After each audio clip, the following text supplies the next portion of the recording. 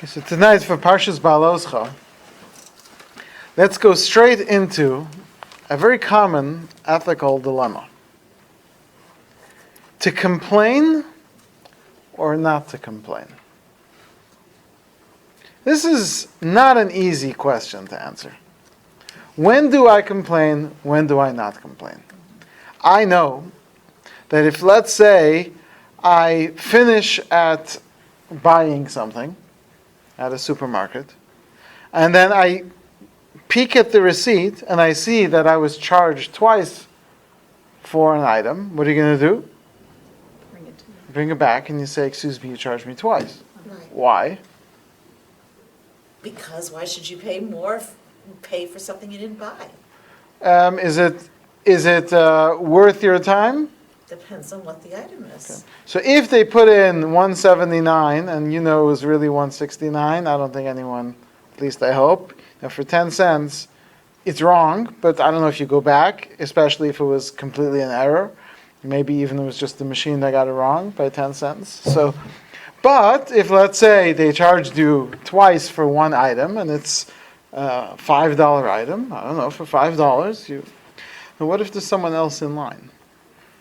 Behind you. And now they've already started scanning their items. You go back and complain? No, they'll send you to customer service. There is no. It's 11 o'clock at night. Customer service is closed.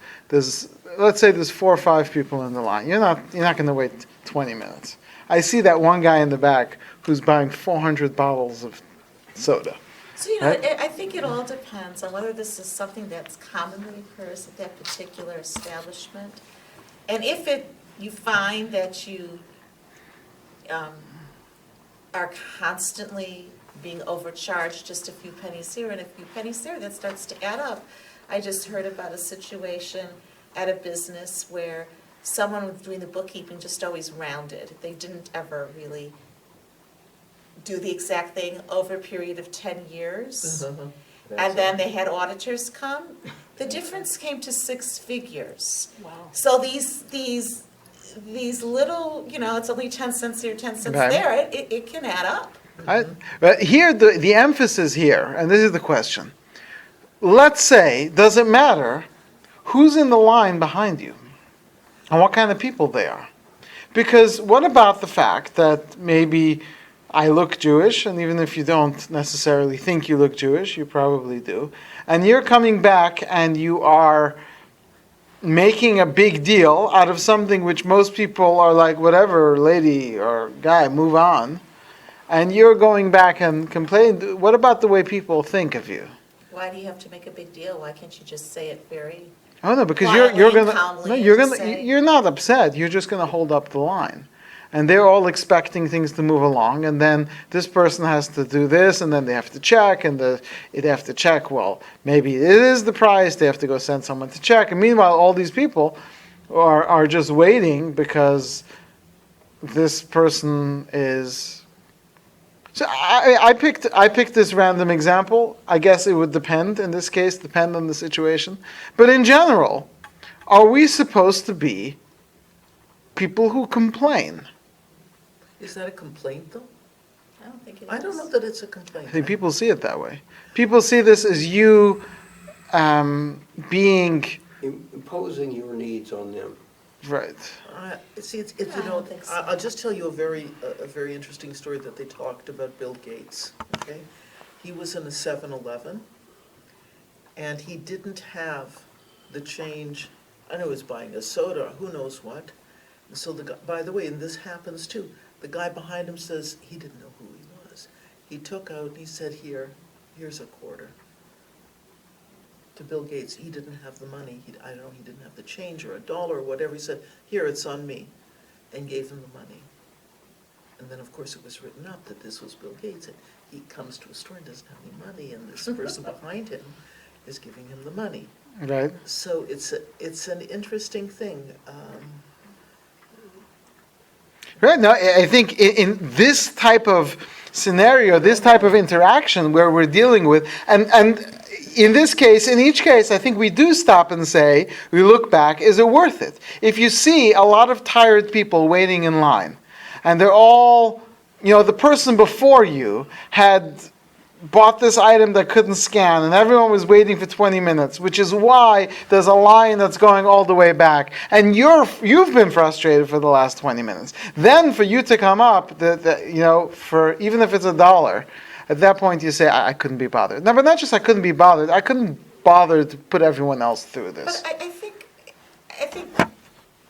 like was already said, I'm not sure that it's a complaint as much as you're bringing to the person's attention that something is wrong on the receipt. A complaint doesn't have to be about error. You are going back and making some request for something which is that something wasn't done right and you want it to be corrected, and you're doing it in a way which is going to place some level of difficulty on other people. And the question is, at what point does, I think the words you use, your needs enter into a place where people didn't plan on your needs being an issue? Well, they have this in an emergency room. You come in, right? Shirley can talk about this, but I know as being a patient, you're in terrible pain. You want to be seen immediately, right? Because you think you're going to die, but really you're not, right? That's why they have this thing called triage. Sorry, I think I'm in a lot of pain, right? I can't breathe and whatever, right? Now, and they're saying no. So I don't know. Okay, so there's another great example. Is it okay to complain? What if you're really feeling pain? Or do you just sit there and put up with it and assume that they know what they're doing? That is correct. Go ahead. This is your business. No, I wasn't going to talk about that. I was going to go back to the idea of they owe you money. What happens when it's the other way around? When they undercharge you, you're supposed to tell them, especially if it's a Jewish business, you're supposed to tell them that they undercharged you. So why doesn't it work both ways? Because this is not something I can forgive. Here, in this case, the question is, should I, because I have a choice right now. I left the aisle, I've got this thing, I started walking with my cart, and I look at the thing, they charged me double. Let's take the example for an item that costs $1. So they charged me double, they charged me an extra $1. Now I have the choice. Do I go back and say, hey, you charged me twice for this item, and make everyone in line wait? Or even if they say, well, let me finish this customer, then we'll deal with it, but then the other people in the line are annoyed. Or, since I have the right to forgive it, is it better for me to, as part of the society, to let something like that go? I'm sorry, I feel like it belongs to you, and there have been many times that I've been waiting in line for somebody else's whatever right, it is. but the people who are in line now, should they have to, I'm going to use the word suffer, even though I'm not really suffering, should they have to suffer because someone else once made you suffer? Well, no, that's not the reason why. I mean, the reason I understand, why but is that's the way they're thinking. So whether we like it or not, we are that person who is imposing on those people, and that's the way they see us. And the question is that okay? Are you saying that this is only an issue because we are easily identifiable as Jews, and this might end up in a Chilul Hashem? Is that what you're suggesting? I'm not saying that, although I'm putting that out as one of the considerations. Okay. But I also think the difference between when they undercharge you is that if you know that they've undercharged you and you walk away without telling them, you've basically just committed theft. Right. Well, I'm saying that's why we're only focused on the case where it's up to me. So they are two very different right. situations. I think we've differentiated between them. And in general, is there a difference? If, let's say, there's a terrible storm and it knocks out the phone lines, and the phones are out for 36 hours. So you're going to call the phone company and demand 36 hours worth of payment? Yes or no? No. Why not? It happens quite often, they do it. Well, no, you make a big deal with anyone. With anyone. You call any company, you make a big enough deal, they'll give you something too. That's true. So should we do it? Would we do it? Only if the 36 hours was not excusable by the weather. Well, no, Let's say the phone company just fell down on the job, they just didn't do what they, well, I mean, sometimes a snowstorm, it takes hours, they're working at their fastest, whatever, but here the case is, I don't even know why. All I know is that you're charging me, whatever amount of money you charge me for a month, and there's 36 hours I didn't have a phone. So I don't feel like I have to pay for those 36 hours. And at some point, and this is the key here, for some people it's not even about, they never use the phone. They never get phone calls. They sit there all day waiting for someone to call them, and finally it's a telemarketer, and they're excited. Right? And still, some of those people will call to complain because it's about the principle. You're sending me a bill, and if I go 1 minute over my monthly allowance, you charge me 10 times. So if that's true, then I expect and I want to see my thing, and I want. And is that an okay attribute for people to have? I think I think that case is actually different because with utilities, there are specific standards that they have to go by.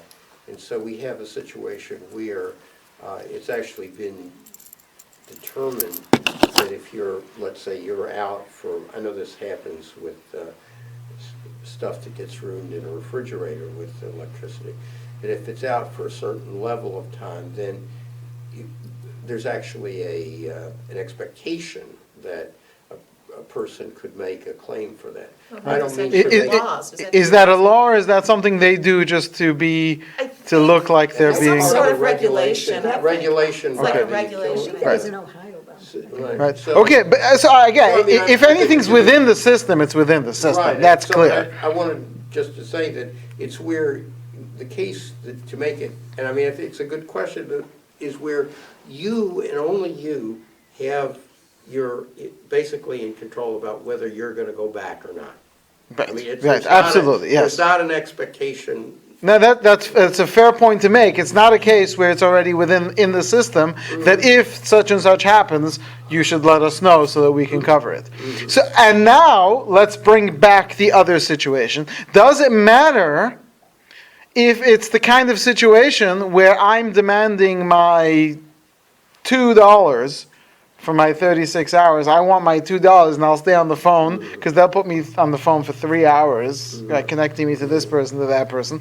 But for the $2, and I'll tell you, it's not even about the $2. It's about the principle. One of the best arguments in the world, because that makes everything okay. So the question is, what if it's the kind of situation where they do recognize that it's an Orthodox Jew who's doing it? So let's say you had a person come to your house and paint something, and they saw you and met you and realized the mezuzahs on the door that they had to paint around, so they know it's a religious Jew, and now you're looking at the receipt they said, and they added $5 to your thing, and they're already across maybe where they overcharged you. Maybe it is about the principle because you don't want them to continuously overcharge you, but maybe they did something a little different than the way that you, at what point do you say, well, if I do this as a religious Jew, it's going to reinforce a stereotype or something like that? How much do I have to take that into consideration? Well, I think that we shouldn't have to be shrinking violets just because we're Jews. We have the same rights as anybody else has, and if your average person would make the phone call and say, I was overcharged, there's no reason why we shouldn't have to. I think the problem comes in is when you approach it in a hostile manner, or in a rude manner, or you do things out of proportion, or react out of proportion to the wrong that was done. That's just bad behavior, and that I think there's a big difference. I don't think we should be giving up our rights. Right, but the thing is, because we're Jews. the average person, when you say the average person, there's always that gray area of what the average person would do. If I hire a company to paint my house, and they missed a spot, so you ask them to paint it. Right, but if they're not coming back, it's been a couple of days, they're already on their next You job. probably have the can of paint left in your garage, go get the paint. You probably brush have and do it yourself, but I don't want to do it. I want them to do it. I paid them a lot of money. So now, at this point, the guy says, "Well, actually, we left one of the brushes, and we left, and they probably left 500 other things, Right. Right? So just do it." And at that point, you say, "Well, I hired you to do it." And this is what some people would say. And the question is, how do I measure? You And- just don't use them again. If Well, you're the- happy with the job. That's then true, you but use we're in them. a gray area here where we're not sure. So you're which way should I lean? I think you have to lean, again, I mean, there's obviously a point where you have to say something, but I think there are, some of the messages in Pirkei Avot are to not be so demanding of your fellow, and to, Right, but here I'm not demanding it of nobody. I'm demanding it of someone I hired. But I mean that's the question in general. So to understand this, I want to go to a different place, and that's more within the parsha. To talk about the concept that there's an attribute of human beings, there is a want to complain. There is a desire, a natural desire that we want to complain. Some of it is because we want to be up over someone else, like we want other people to owe us. And sometimes it's because we like to feel like we're victims of something. So we like to complain. We'll see the examples of this soon within the parsha. But let's take an example of, let's say, within spouses, within a spousal relationship. Sometimes there'll be something which you might not make a big deal if someone else would do. I'm not saying this about anyone here, but which we might complain about because we want to, in the game where we're keeping track of points, we need to point out that, well, you've done this, so that the next time they complain, it's been on record that you failed to fulfill this task. And this is true of all interactions, employees, and a boss will sometimes point out to his employee, you missed this, you forgot to do this, file this paper, whatever. I will mention it to them because I want them to feel like they're not doing their job more. And that's one of the aspects of complaining. Or maybe you're mentioning it to them because you want them to be able to do the job better, and perhaps Absolutely. There's positives to it. They need. Yeah. But we're focused more on what are potential negative attributes. And specifically, what we'd like to focus on is where my complaint, and this really, really applies to everyone, where my complaint isn't really about that. My complaint isn't about what that person has just done. It's really a general complaint that I need a way to channel that complaint. So by that person doing something against me which really isn't a big deal, now that I've got something to hold on to, I can express a general frustration against that person. So let's say there's a person at work who is really annoying me or is constantly doing things to sabotage, maybe even accidentally. So then I might pick on something small just to use it as a way of trying to get to that person when the complaint itself isn't real. And so what happens is, as a result of that, is that when I feel in a negative way against someone else, when I have any type of, I don't like this person, I start to see everything they do as negative, and then I'm constantly complaining about that person, even though sometimes it is fitting or deserving, and sometimes it's simply me projecting or looking for something to complain about. So when we have interactions between people, if there is a negativity between two people, it's very likely that I will not like everything they do or anything which they say because I'm already not liking them. So let's go to the parsha. On page 786. Can I just add one more thing? There's something about being walked on also, as far as complaining. You know, like, if sometimes like a boss or somebody sees that you put up with everything that they do, then they keep doing more to you. Absolutely. So if you don't complain about it, then you're just gonna it's gonna escalate. How Right, much they, but where I'd like to go with this is to say, let's ask for a second, why are you complaining? And when you ask that question, why are you complaining? And your answer is, because I feel in general that I'm being mistreated. And through this complaint, I'm likely to motivate people to be less likely to mistreat me. So I'm not really complaining. Right? What I'm doing is defending my case. But that's different than if I was to go to someone who's really honest about themselves, and that's where we're going. If they're really honest themselves and say, why are you complaining about this? This is really not a big deal. Like, so they made it from red to green. What difference does it make? I know, but that person annoys me all the time. Okay, so you're not complaining, you're just expressing your... So what we're looking for is, for us as an exercise, to be able to say, okay, maybe it is bad, maybe it's not bad, but what's the real reason why you're complaining? So the pasuk says on page 786, Vayihi ha'am kemis'onanim. The people took to seeking complaints. Literally, the verse is, the people were like complainers. Kemis'onanim. They were like people who were complaining. And what does this mean? Were they complaining or were they not complaining?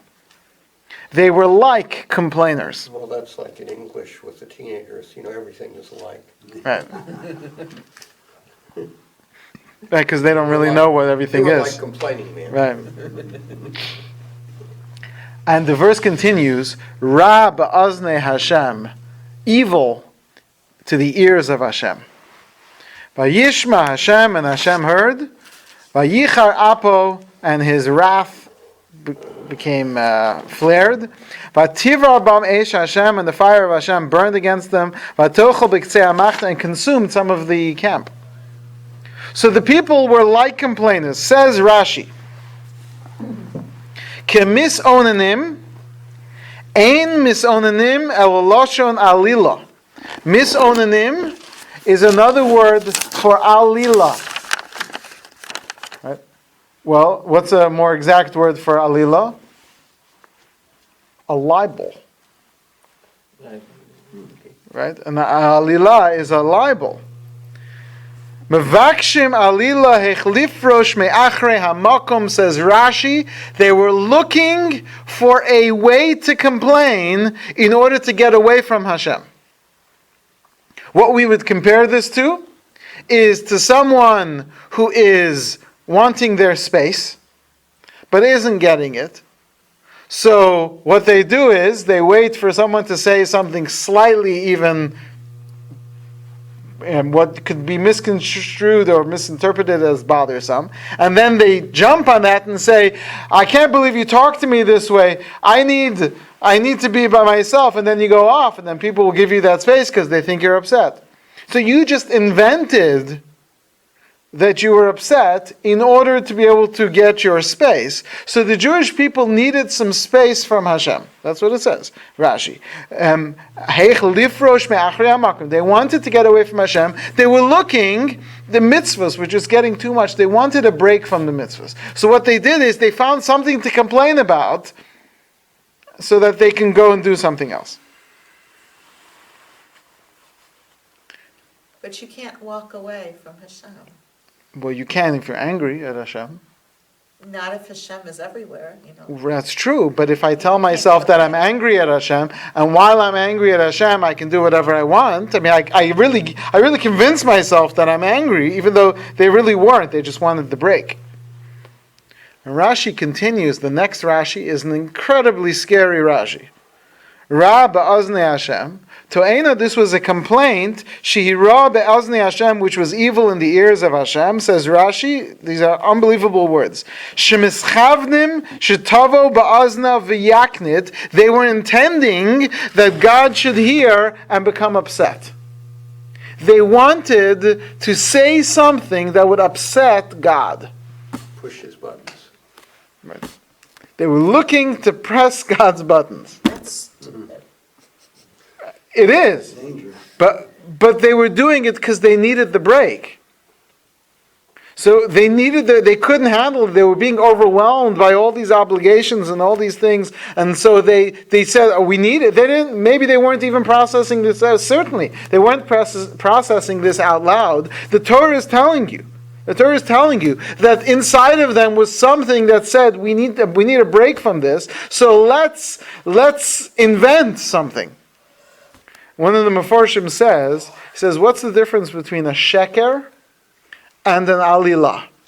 Sheker is a lie, and alilah is a libel, as we said. What's the difference? So he says, an incredible concept if we're looking at it in terms of this verse. If someone comes to you and says, you borrowed $1,000 from me, could you pay me back? And I say, I think it was only 500. Now, you don't know if I'm assuming that I'm a good liar, right? So you don't know if I'm really thinking that maybe it was only 500, or I'm being false, right? Or I say, I think I paid you back. I think I remember paying you back. So that's sheker, if I know it's sheker. But it's the kind of sheker where you don't know that I'm lying. You might, what are you talking about? I pay you back. But if I look like, I think I did.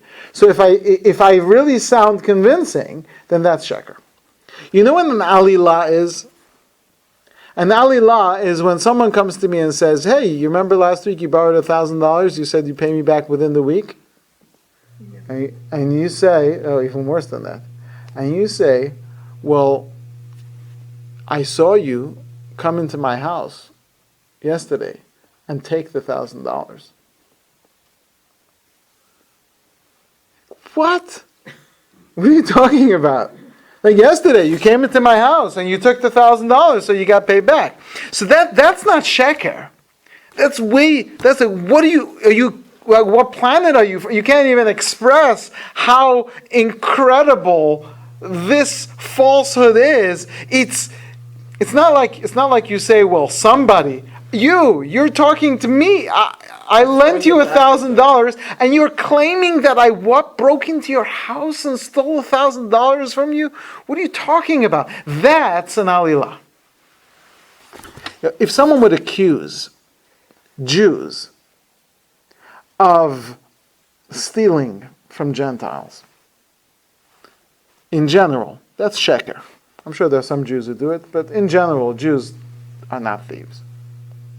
But if they accuse Jews of putting blood into the matzah, where we're not allowed to eat even blood of an animal, we are so crazy about the matzah and to keep it away from anything else that we don't have salt in the matzah.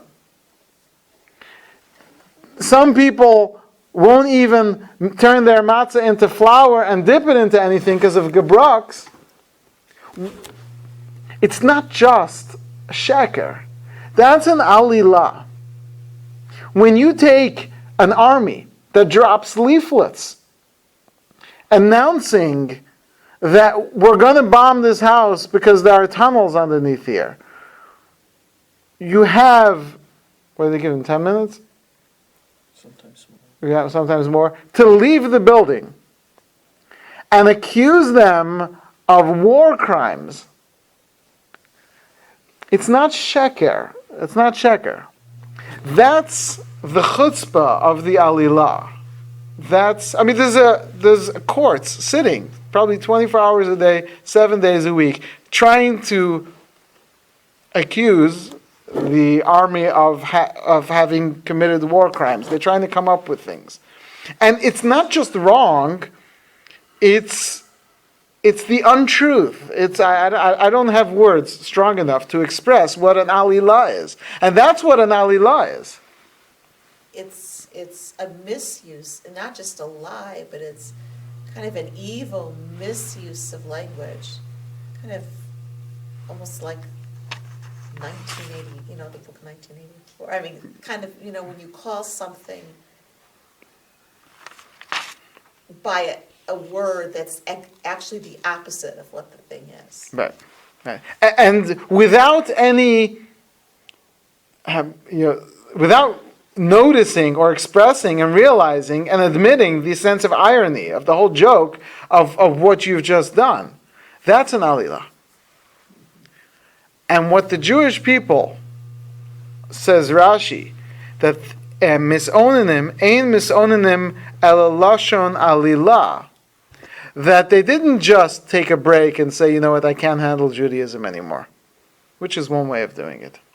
They turned God into the bad guy. Look what Rashi explains in that Rashi. Amru, they said, Oilanu, kama levatnu, b'derech hazeh, shlosha yamim, shelo nachnu, me'ini aderech. We've had to walk 3 days without stop. They were slaves in Egypt, and God took them out. So because they didn't have a break from walking, they didn't walk at night, I assume. So they've been traveling for 3 days straight. They started to make accusations against God himself. And Rashi tells us the secret that they were really wanting this whole time, looking for an excuse, like to anger God. So And God would do that.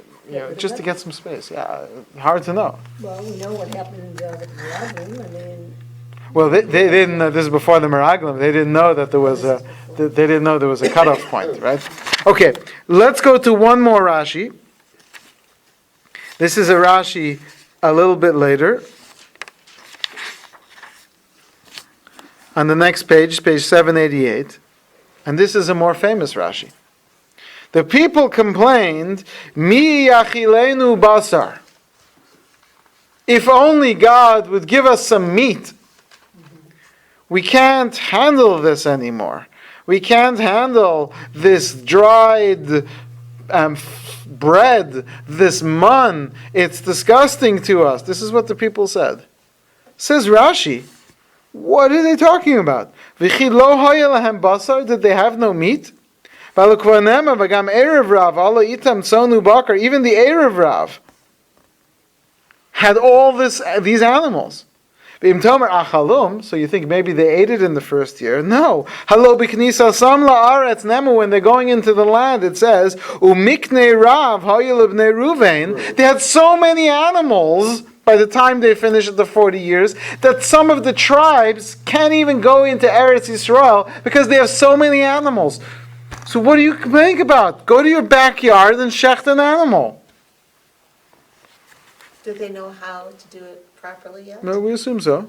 But before they were given, they would have just had more basic obligations. Says, what? I said certain animals are difficult to shed, like a deer. Well, yeah, but they had cattle. They had bakar and so on, it says. They had the animals. Says Rashi, Elishim Avakshim Alila, same word. It's totally made up. It's totally made up. So what did they really want? What we're saying is, and that's what we've started with the whole complaint issue, we will complain because for different reasons. Sometimes we complain because it's not even about the dollar, it's because this is the third time they've done this to me. Right? Sometimes we complain because if I pay for something, I want it to be done right. Sometimes we complain because I just don't like the person. And sometimes I complain and I don't even realize that there is no complaint. There's nothing to complain about. And I'm just complaining because I need to complain, when in fact, I'm just generally unhappy. And people who are unhappy are more likely to complain about something than people who are happy. And these people, that's what the Torah is telling us, these people were unhappy. Now, maybe why people exactly? who are bringing pretext or alilot are the ones who are unhappy, not people who are complaining in general. Well, I'm saying that's the extreme. The extreme, someone who's really unhappy will invent things to complain about. Okay, but that's different than Right. complaining. But just in general, I'm just saying in general, just complaining itself, you are more likely to complain if you're in a bad mood Correct. than if you're not. Correct. So sometimes the same situation I might or might not complain about, depending on what's going on. Depending on what's going on in the rest of my life. And I don't know, if you have a legitimate complaint, then. sometimes, I don't again, see that's one extreme, but in those gray areas. But just because something is a legitimate complaint, I think sometimes you have to decide which hill you're going to die on. You know, like, is it really worth it? It might be legitimate, but come on, you've got a life, you know, type of thing. You know, Right. there are things that just aren't worth the bother, or worth the trouble. But sometimes we're using this complaint to vent our general frustration with things. Right. And here you have an entire group of people who are unhappy with the situation they find themselves in. They're unhappy with the limitations that their newfound religion has placed upon them. They've been in Torah for about a year. What happened to we shall do? Yeah, Ishma. exactly. And something happened here, and that Nasav and Ishma has turned into enough already, right? As we say earlier in the parsha, I'll just read to you the Rashi. It says that the Jewish people were. Let me find it. That they were, it was says Vayisu Mehar Hashem. They left the mountain of Hashem, and basically what our sages tell us is that the Jewish people fled from Sinai. Kitino kaboreach mi beis hasefer is the language they use. Like a child runs from school. If you can try this out. Don't go to schools and park outside. People will think that you're doing something illegal. But if you ever do get to wait for the carpool, so there is the final bell ringing of the day, and then depending on the size of the school, there's a 5 to 10 second space of complete silence. And then as soon as that door opens, pandemonium. Kids flying in all directions, like you would think someone is inside there handing out more homework for whoever stays in the building for more than 30 seconds. They are running. So Chazal say that the Jewish people were moving when they were leaving Har Sinai. Just go. That many mitzvahs, I mean, if God decides to add a few more mitzvahs, we're in trouble. So, But they were there for over a year. yeah. So, I mean, now you're going to run. And the whole time they were getting mitzvahs. So as soon as Moshe said it's time to leave, they were like, no, you can leave that. Just move. You delay us 1 second and you'll be doing the mitzvahs. They were running like a child running from school. But they stayed the year. They They'd did. gotten up and running. They did, 6 but months what ago. happened to Nasav and Ishma? That's that same argument. And it turns into. It starts like that. But then, as they're moving and they're traveling for 3 days, they start to grumble, and it turns into a general complaint about things are just not good. Things are not good, and then they start inventing things. Like, we don't have meat. What do you mean you don't have meat? You have a walking behind you. There's hundreds of sheep walking. Wait, but they had too many animals to go into the land already when it was 40 years later. Right, but we're saying there were animals. They had too many then, but they had animals to eat. Right, but maybe really they didn't, because maybe No, if maybe because don't forget, No, 'cause the it was Egyptian- 40 years later they had all this. That's true, but even here, They would have been procreating during all this time. Maybe they just had the minimum they needed. well, to but be we able to know they build took those from the roads. Egyptians, and the Egyptians gave them animals too. And they had more. It seems, at least that's the way Rashi explains it, that they did have plenty. I think the language of it says Erev Rav ala ita mutzonu bakar. That's Right, what they I was went gonna up bring with. I thought it was always the Erev Rav that were the instigators. Well, they might have been, but the Rashi is saying even they had animals. Right. But So- they instigated the whole thing. They're the Right. ones who said, come on, guys. Why do we always want to blame other people for our faults? I've Well, always. I'm not the one. I know, but saying that I know, but Rashi I've said- always No, 'cause the found Torah- this air of Rav arguments to be rather disingenuous. Well, the thing is, the Torah does use a strange word that we have difficulty translating. In Pasuk Dalet, it says, "V'ha'asafsuf asher b'kirbo," the asafsuf.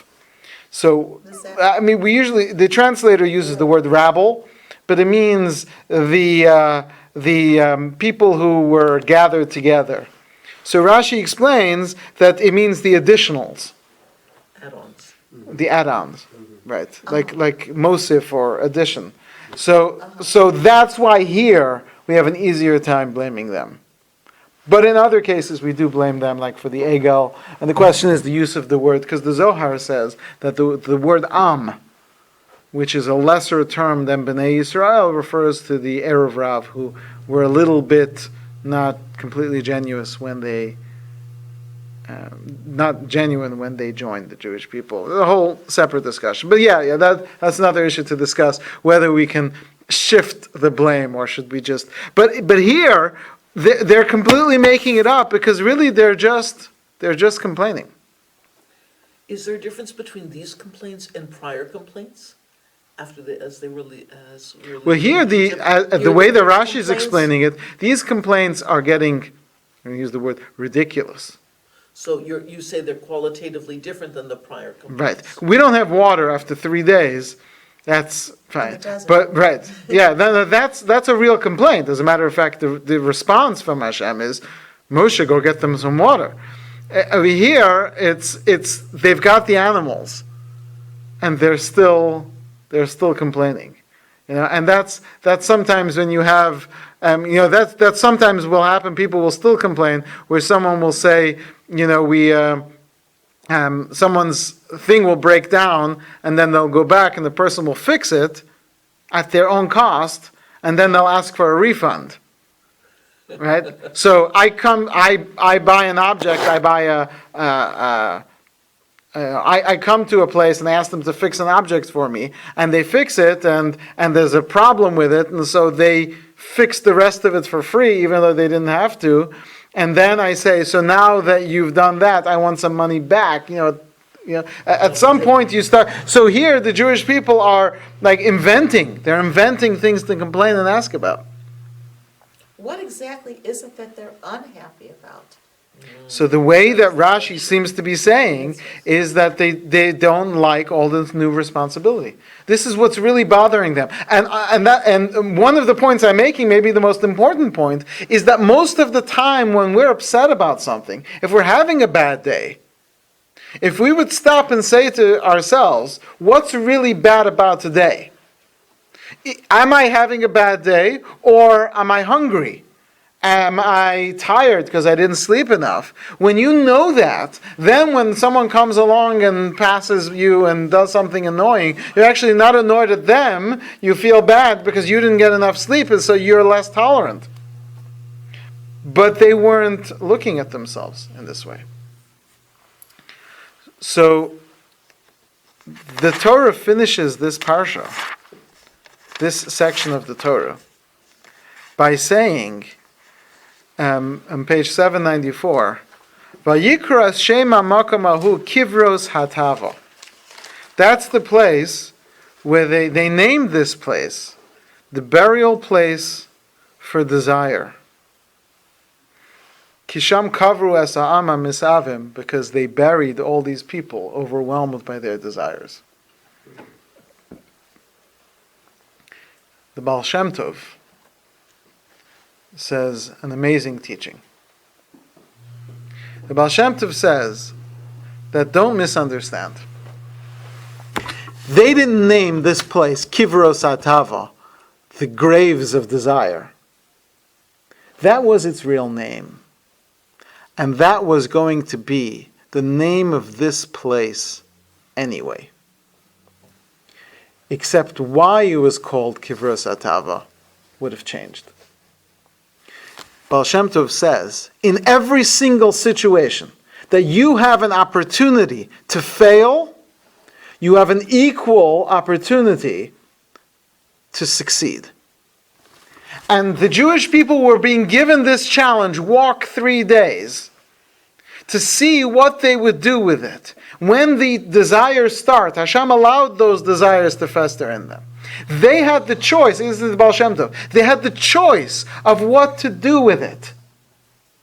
They could either fail, allow the desires to overwhelm them, and hear these words, and for their desires to bury them, or they could have taken that extra step, pushed themselves, and buried their desires.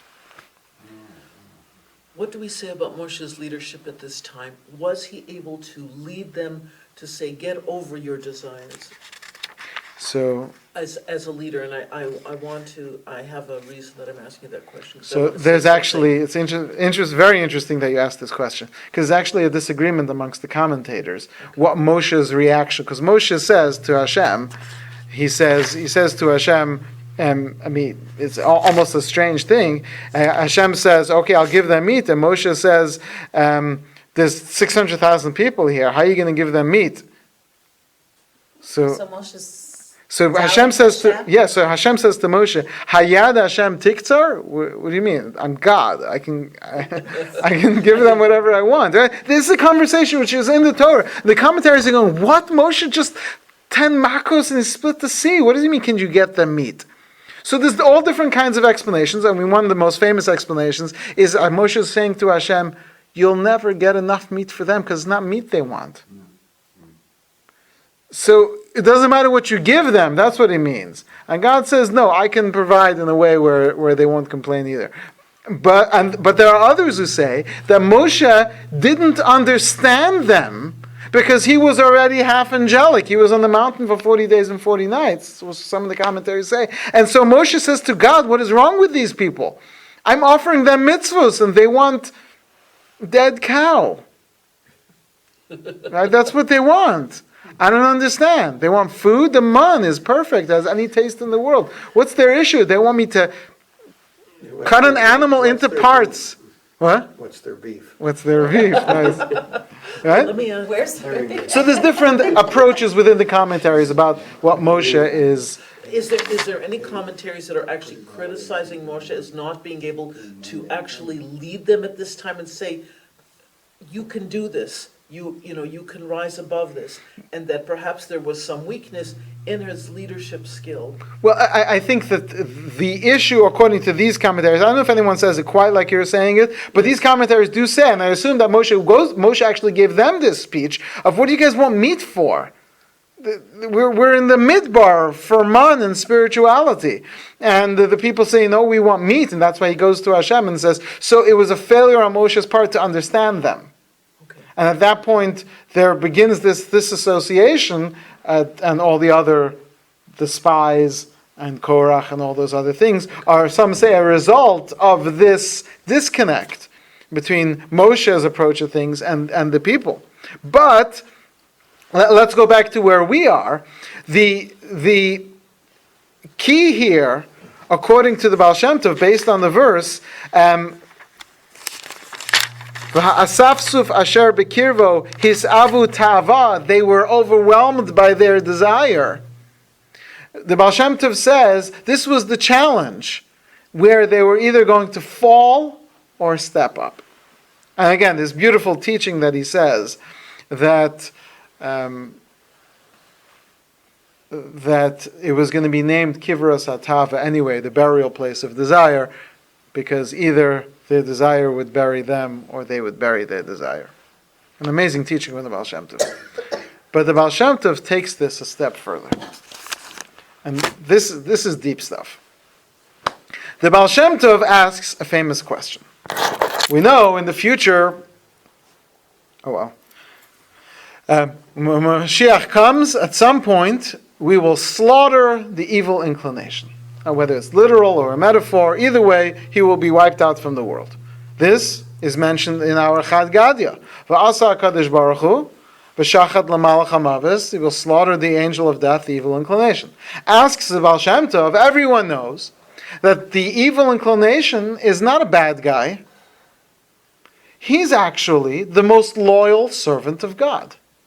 Because he has to do the bad job that nobody wants, which is to present challenges to people. Everyone wants to be the good angel, right? We sing during Shema, right? In the name of Hashem, Michael on the right, Gabriel on the left, Raphael on the Uriel.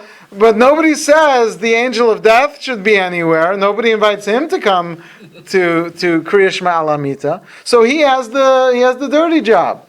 And he seems to be around 24/7. Yeah, and he's doing it. He's doing his job well. So ask the Baal Shem Tov, why is he? So the Baal Shem Tov says that he's only a loyal servant if the only reason why he's doing it is because he was given the job to do it. But if at any point he starts to like his job, he's no longer the most loyal servant. So he says, because what happens, an amazing thing, the Baal Shem Tov says that there is no such thing in the world as a one-sided attraction. He says that any type of attraction, again, I'm not just talking in a relationship kind of way, but any interaction between two people, any liking of two people, it can never be completely one-sided. If there isn't, in other words, even if one person rejects this option, but if there isn't some draw that's mutual between the two people, there cannot be any real desire. So he says, the Baal Shem Tov, that our desires would be weaker if there would be zero inclination for the inclination to get us to sin. If he did it only because that's his job, our inclinations would be lighter. I wish I had more time to explain this. He says, this is the famous Gemara about Boaz. It says that Boaz saw Rus in the field, right? And he says, he asks all the workers, the Vayomer Boaz Lanaru Anitzav Alakotzir, and Boaz says to the guy working, he says, Lami Anarazos, who's this girl?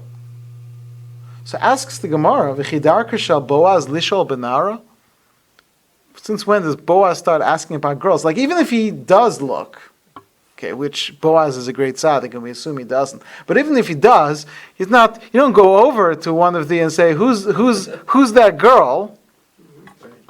So says the Gemara, Amar Rabbi Lazar, Davar Chachma Rabba. He saw wisdom in her. So Baal Shem Tov says, what does that mean? He saw wisdom in her. So I'll just try to make this brief. The Baal Shem Tov says, the opposite of desire is not lack of desire. The opposite of desire is wisdom. That's what the Baal Shem Tov says. The opposite of desire is wisdom. In other words, desire is illogical. And only doing things because they're the right thing to do is the opposite of desire. In other words, we're not talking about want. A person can want something. But when we talk about wanting it for the sake of wanting, that's illogical. And so the counterpart, the opposite, the nemesis, the complete opposite direction of desire is wisdom. So he says, the Baal Shem Tov, that what happened here was Boaz was constantly battling himself to try to remain holy. And when he walked past this girl, he had zero desire. And he found that strange. Where's my inclination? So he says, it must be that this is an Isha that's a Chachama, she's a wise woman, because in the world of wisdom there's no desire. Baal Shem Tov. I'm just borrowing this concept of the Baal Shem Tov, and with this we'll finish, that I wish I could elaborate on this more, because there's a lot to talk about here. But the point is that desire doesn't allow you to ask the practical questions, such as, what about the meat back there that you have? because desire is illogical. The whole concept places, I don't care if I have it, this is what I want. And if we would do a better job of being in touch with what we're really experiencing, we would be less overwhelmed by complaining about things that we don't need to complain about. Because there are things that we should be complaining about. We should be complaining that we don't have enough opportunity for growth and those are things we should be complaining about. Positive things that we'd like to do more of. We can complain that we don't have enough time. We can complain that we don't have things that we're supposed to complain about. But we complain about silly things because at that point we're not being logical. And so the parsha here of the Misonanim is to ask us, what are you complaining about? What are you complaining about and why are you complaining about it? And that tells you where your priorities are and what's for you the purpose for where you're going. Okay. Can I ask you about